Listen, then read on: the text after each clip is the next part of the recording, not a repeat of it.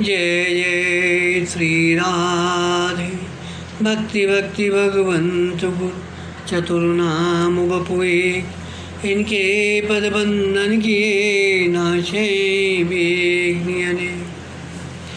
आज के सत्संग में श्री नामदेव जी का आगे का चरित्र वर्णन करेंगे। प्रियादास जी कहते हैं कि और रूप ब्राह्मण को दूबरो निपटे अंग, भयो ये रंग वृत्ति परछे को लीजिए। भाई एकादशी ने मांगत बहुत भूखो, आज तो न दइयो भोर चाहो जितो दीजिए।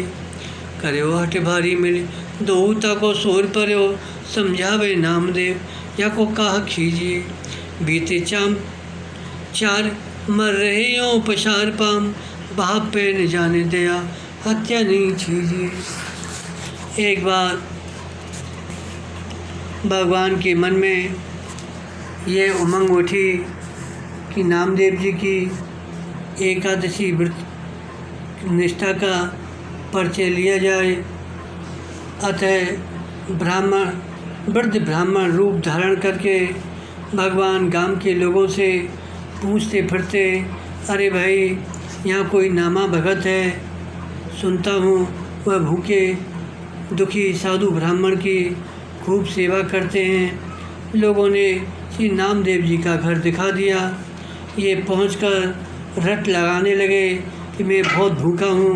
मुझे ब्राह्मण देवता बार बार कहने लगे मैं बहुत भूखा हूँ, मुझे कुछ अन्न की भिक्षा मिलनी चाहिए। श्री नामदेव जी ने कहा आज तो हम लोग व्रत है, हम लोगों का व्रत है, आइए आप भी फलाहार कर लीजिए। ब्राह्मण देवता ने कहा आज व्रत है तो तुम फलाहार करो चाहे निराहार करो, हमें तो तुम अन्न की भिक्षा दो।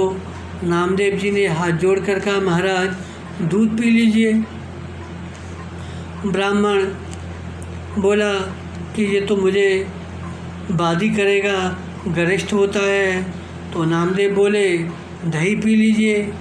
ब्राह्मण बोला अरे ये तो खांसी जुकाम करता है। अब तो नामदेव जी बोले आज तो अन्न मिलेगा नहीं। एकादशी के दिन अन्न देना और लेना दोनों पाप हैं। यह सुनकर ब्राह्मण देवता बिगड़े कि मैं तुम्हारे यहाँ उपदेश सुनने थोड़े ही आया हूँ, मुझे तो जैसे हो दो मुट्ठी अन्न दो। नामदेव जी बोले तो आज तो मैं अन्न नहीं दे सकता।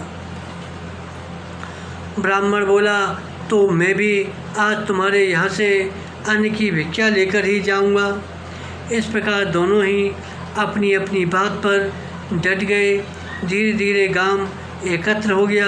लोग ब्राह्मण देवता को समझाने लगे जब ये नहीं दे रहे हैं तो चलिए हमारे यहाँ से मन चाहे जितने अन्न की भिक्षा ले लीजिए, छोड़िए इनको। देख ली गई इनकी साधु ब्राह्मण की निष्ठा केवल ढोंग भर है। ब्राह्मण बोला भैया अगर मैं सही ब्राह्मण हूँ तो लूँगा तो इन्हीं से, नहीं तो इनके द्वार पर प्राण त्याग दूँगा। ऐसा सुनकर लोग नामदेव जी को समझाने लगे भैया क्यों सिर पर ब्रह्म हत्या ले रहे हो, ब्राह्मण भूखा है, हट पड़ गया है, दे दो दो मुट्ठी अन्न, इसमें तुम्हारा क्या बिगड़ जा रहा है। नामदेव जी ने कहा यदि मैं भी पक्का भक्त हूँ तो चाहे मर भले जाऊँ, परंतु आज एकादशी के दिन मैं इन्हें अन्न नहीं दूंगा। लोग हार कर अपने अपने घर चले गए। श्री नामदेव जी नहीं माने। दिन के चौथे पहर के बीतने पर उस भूखे ब्राह्मण ने इस प्रकार पैर फैला दिए मानो मर गए। गांव के लोग श्री नामदेव जी के भाव को नहीं जानते थे। अतः उन लोगों ने श्री नामदेव जी के सिर ब्राह्मण हत्या लगा दी और उनका समाज ने बहिष्कार कर दिया। पर नामदेव जी बिल्कुल भी चिंतित नहीं हुए। अपने नियम के अनुसार जागरण और कीर्तन करते हुए नामदेव जी ने रात बिताई। प्रातःकाल चिता बनाकर उस ब्राह्मण के मृतक शरीर को गोद में लेकर उस पर बैठ गए कि हत्यारे शरीर को न रखकर प्रायश्चित स्वरूप उसे भस्म कर देना ही उत्तम है। श्री नामदेव जी ने चिता में अग्नि लगा ली। उसी समय भगवान प्रकट हो गए और मुस्कुराकर कहने लगे कि मैंने तो तुम्हारी परीक्षा ली थी। तुम्हारी एकादशी व्रत की सच्ची निष्ठा मैंने देख ली है। मेरे मन को बहुत प्यारी लगी, मुझे बड़ा सुख हुआ। भगवान ने हंसकर कहा, भैया नामदेव, मैं हारा, तुम जीते। भगवान सदा भक्तों से हारते आए हैं। इस प्रकार दर्शन देकर भगवान अंतर्ध्यान हो गए। लोगों ने जब यह लीला देखी तो नामदेव जी के चरणों में आकर गिर पड़े और प्रीति में चरित्र देखकर सभी भक्त हो गए। एक बार एकादशी की रात्रि को जागरण कीर्तन हो रहा था। भगवत भक्तों को बड़ी प्यास लगी। सूखे कंठ से कीर्तन करते बनता नहीं था। तब श्री नामदेव जी जल लाने के लिए नदी पर गए। प्रेत के भय से दूसरों को जाने का साहस नहीं था। श्री नामदेव जी को आया देखकर महाविकराल रूपधारी प्रेतराज अपने साथियों समेत आकर चारों ओर फेरी लगाने लगा। उसका स्वरूप एवं उसकी माया देखकर श्री नामदेव जी थोड़ा भी भयभीत नहीं हुए। उसे अपने इष्टकाई स्वरूप माना और उन्होंने फेंट से झांझ निकालकर तत्काल एक पद गाया और प्रणाम किया। भगवान तो बड़े दयालु हैं। प्रेत रूप न जाने कहाँ गया। शोभाधाम श्याम सुंदर प्रकट हो गए और दर्शन दिए। पूछे, नामदेव, भूतों में भी तुम मुझको देखते हो? कि नामदेव जी ने कहा, प्रभु, यदि आप नहीं होते तो दर्शन क्यों देते। ऐसे ही एक बार कहीं यात्रा में जा रहे थे और श्री नामदेव जी की समझ में नहीं आ रहा था कि मैं किस रास्ते से जाऊं। तब वहीं एक पत्थर के रोड़े से हाथ जोड़कर पूछे कि प्रभु, मैं किस रास्ते से जाऊं, क्योंकि वहाँ उस रास्ते से कई रास्ते निकलकर जा रहे थे। अब तो भगवान ने प्रकट होकर मार्ग बताया और पूर्ववत ही प्रश्न किया तथा इन्होंने वही उत्तर दिया। श्री नामदेव जी बड़े हंसमुख तथा परम निर्भय संत थे। इनकी निर्भयता प्रसिद्ध थी कि भूत के भय से प्यास लगने पर भी लोग स्वयं जल लेने नहीं गए। तब नामदेव जी गए और वहाँ से जल लाकर भक्तों को पिलाया। एक बार भगवान ने एकादशी की तरह इनकी निर्भयता की भी परीक्षा ली। एक बार श्री नामदेव जी मंदिर के पिछवाड़े बैठकर भजन कर रहे थे। उसी समय कुछ नीच जाति के बालकों ने इनके समीप बड़ा शोरगुल मचाया। इनके मना करने पर भी नहीं माने तो ये सोचे कि बालक के मुंह कौन लगे। ये वहाँ से उठकर नदी के किनारे चले गए। अब वहीं एकांत में ये नित्य भजन करने लगे। ठीक है, नदी किनारों गिर शिखर बागी को सो देख, भगवत जन बिल में तहाँ बाढ़े भजन विषेक। चूँकि नदी के किनारे एकांत होता है, वहाँ भजन विशेष बढ़ता है। परंतु वहाँ भी इन्होंने देखा कि एक दिन एक व्याध परिवार कुत्ता, भैंस, बकरी आदि को संग लेकर आया, वहीं डेरा डाल दिया। अब वह नित्य प्रति वहीं जाल बिछाता, पक्षियों को पकड़ता, कुत्तों द्वारा शिकार करता। यह सब देखकर ये पुनः बड़े असमंजस में पड़ गए। व्याध के आचरण को देखकर इनको बड़ी घृणा होती। इन्होंने उसको समझाने का प्रयत्न किया, तुम लोग मनुष्य शरीर पाकर इतना नीच कर्म क्यों करते हो? तुम्हें नरक का भय नहीं है?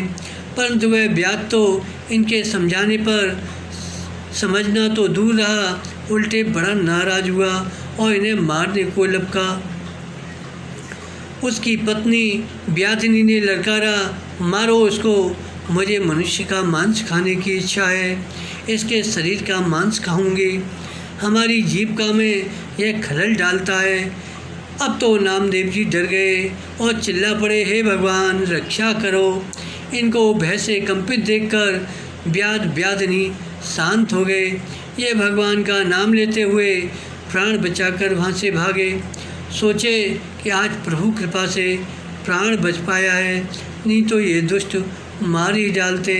अतः चलूँ, दया में भगवान का दर्शन करके तब घर चलूँ। जब मंदिर में दर्शन करने गए तो देखे श्री पंडितनाथ जी मुस्करा रहे हैं। उन्होंने पूछा, जय जय प्रभु, आज क्या बात है जो आप हंस रहे हैं? ठाकुर जी ने कहा, नामदेव जी मैंने तुमको डरा दिया ना। नामदेव जी बोले, तो प्रभु क्या व्याधिनी के रूप में आप ही थे? भगवान हंस दिए। श्री नामदेव जी ने कहा, प्रभु मैं कहाँ तक धैर्य धारण करूं? आप बाना ही ऐसा बना लेते हैं, लीला ही ऐसी करते हैं कि डरना ही पड़ता है।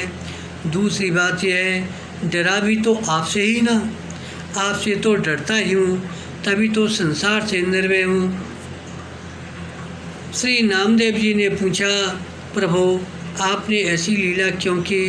भगवान ने कहा कि मैंने इसलिए ऐसा किया, तुम भले बुरे ऊंच नीच सब में मुझी को देखो। एक बार श्री नामदेव जी बैठे भजन कर रहे थे। एक मुगल ने इन्हें बेगार में पकड़कर इनके सिर पर मोट रख दी और स्वयं घोड़े पर चढ़कर चला। कुछ दूर जाने पर इन्हें कबीरदास जी मिले और पूछे, यह क्या? तब नामदेव जी ने यह पद गाया, राम तज और न जानू होना, भगत करत बैठ पकड़े है कौन। हाँ जी, ये राम जी के अलावा और कोई नहीं हो सकते, उन्हीं का भजन कर रहा हूँ। वही घोड़े के रूप में है, वही पठान के रूप में है। श्री कबीरदास जी ने देखा, सचमुच राम जी ही थे। श्री नामदेव जी ने ज्ञानदेव जी से वैष्णवी दीक्षा ली थी, परंतु चूँकि नामदेव जी बचपन से ही सिद्ध थे, अतः ज्ञानदेव जी उनको उपदेश देने में सब चाहते थे। परंतु गुरु का परम कर्तव्य है शिष्य को हित उपदेश देना। अतः श्री ज्ञानदेव जी ने एक युक्ति विचारी। एक बार संत मंडली के साथ श्री ज्ञानदेव जी दर्शन और कथा कीर्तन सत्संग के निमित्त गोरा कुमार नामक परम भागवत के यहाँ गए। संग में श्री नामदेव जी भी थे। अब संतों का सम्मेलन बड़ा ही सुख में रहा, खूब सत्संग का रंग जमा। एक दिन गोरा के घर में पड़ी हुई थापी को देखकर श्री ज्ञानदेव जी की बहन मुक्ताबाई ने पूछा, गोराई चाचा ये थापी किस काम आती है? गोरा ने कहा, मैं इससे कच्चे पक्के बर्तनों की परख करता हूँ। मुक्ताबाई ने हास्यपूर्वक कहा, चाचा संतों की ओर संकेत करते हुए बोले, देखो इन घड़ों में कितने कच्चे हैं, कितने पक्के हैं। गोरा ने थापी उठाई, सबके सिर पर ठोकना शुरू किया। किसी की समझ में नहीं आ रहा था यह कौन सा स्वागत है, सत्संग है, परंतु कहा किसी ने कुछ भी नहीं।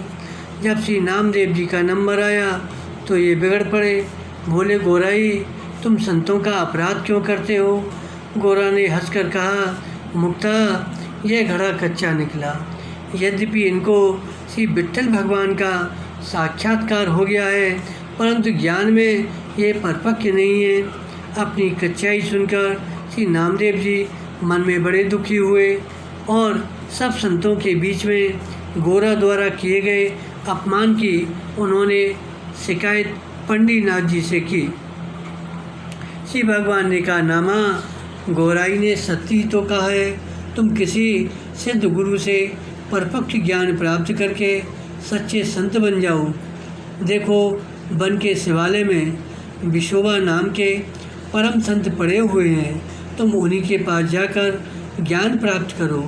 प्रभु की आज्ञा सर्वधार्य कर श्री नामदेव जी शिवालय में आए तो देखे विशोबा शिवलिंग पर ही पाम धरे सो रहे हैं। यह देखकर नामदेव जी विचार करने लगे, यह तो कोई नास्तिक मालूम पड़ता है, यह भक्त तो किसी प्रकार हो नहीं सकता। श्री नामदेव जी से रहा नहीं गया, बोले, तुम शिव जी के ऊपर पाम धरकर कितना बड़ा अनर्थ कर रहे हो, आखिर तुम कौन हो? श्री विशोबा जी ने मुस्करा कर कहा, भैया मुझे पाप से बचा लो, मैं बूढ़ा जर्जर हो गया हूँ, तुम ही मेरे पैर उठाकर उस जगह रख दो जहाँ शिव जी की पिंडी नहीं हो।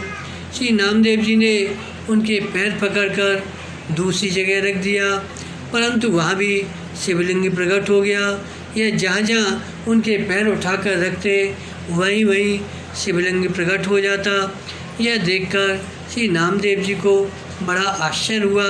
ये जान गए कि प्रभु ने जिनका संकेत किया है वे विशोबा जी यही हैं। अतः यह उनके चरणों में प्रणाम करके दीक्षा के लिए प्रार्थना किए। श्री विशोबा जी ने कहा, नामा अब तो तुम्हारी दीक्षा हो चुकी। श्री शिव जी ने यत्र तत्र सर्वत्र प्रकट होकर दीक्षा तत्व ही तो समझाया है, हरि व्यापक सर्वत्र समाना। यह कहकर श्री विशोबा जी ने नामदेव के सिर पर अपना वरद हस्त रख दिया। श्री गुरु कृपा से ब्रह्म तत्व का वास्तविक बोध होकर श्री नामदेव जी उनके चरणों में प्रणाम कर पुनः पंढरपुर को चले आए। संत सभा के बीच भगवान पंडितनाथ जी ने मुस्कुराकर कहा, अब मेरा नामा भी पक्का पात्र हो गया है, जिसका जी चाहे वह परख के देख ले। श्री नामदेव जी का आगे का चरित्र अगले भाग में वर्णन करेंगे। बोलो श्री नामदेव जी महाराज की जय, श्री संत भगवंत की जय। जय जय श्री राधे, जय जय श्री राधे, जय जय श्री राधे।